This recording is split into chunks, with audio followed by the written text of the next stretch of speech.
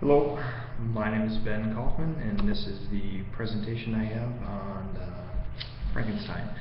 So obviously my primary source is the novel Frankenstein, and my secondary source is an article from Science, Technology, and Human Values, Volume 21, Issue 2. It's rather dated, it's from 1996, but it's titled Frankenstein and a Debate Over Embryo Research by Michael Mulcahy. I thought there was a lot of similarities between the book and the article in terms of the various impacts that science has on, I guess, culture and society as a whole. One thing I found very interesting about Frankenstein was the whole creation and wanting to alter, systematically alter how life is created. And could be a very political type issue. Frankenstein, had a dream to create life, but I don't think he fully understood the impact of what his creation would have on him, people around him, his loved ones. Um, and I found that part very interesting. In the article, Michael Mulcahy makes a lot of kind of correlations towards modern technology in terms of IVF, embryo research, and what he calls test tube babies. Uh, I guess in a way, Frankenstein is kind of like the first, or one of the first science fiction type novels.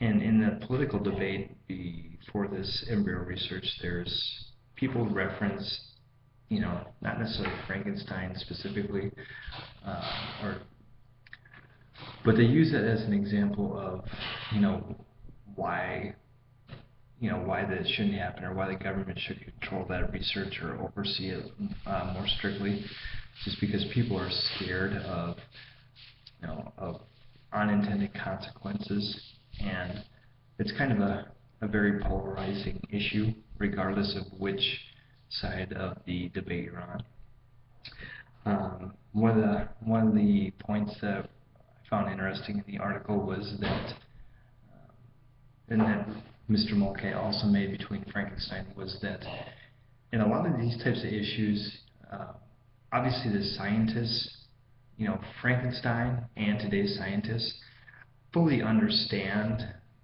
all the jargon and what's going on, and the arguments for and against, whether you want to create that life or leave it to a more natural state. But, regardless, you always have these, myself included, the uneducated people who also have a very strong opinion, one way or the other.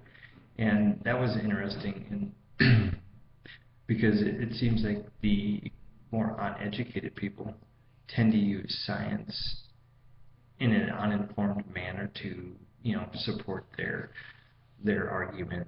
People who are against embryo research might say, "Oh, look at Frankenstein, what he did. The end of the world could come." But then scientists are like, "Well, we understand this a little bit more." And one point that Mulcahy made was, like, deep down inside, whether or not you're for or against embryo type research, is that most people agree that to a certain extent there is a need for it. I mean, we can only further medical knowledge as a whole by continuing and researching. But there comes a point where some people are like, well, what's too much?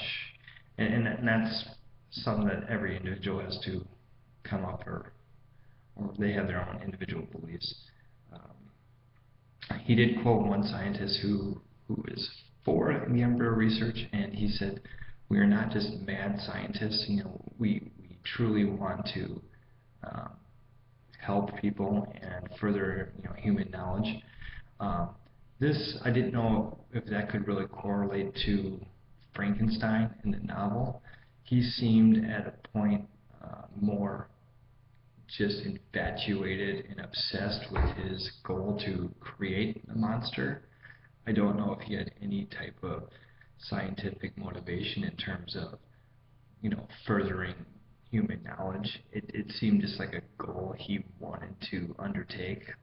No real advancement in medical knowledge as a sole motivation.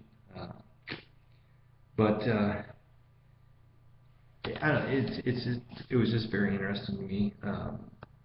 And he said that many mad scientist stories are presented and interpreted not just as enjoyable fantasies, but also as serious warnings about scientists, as a whole.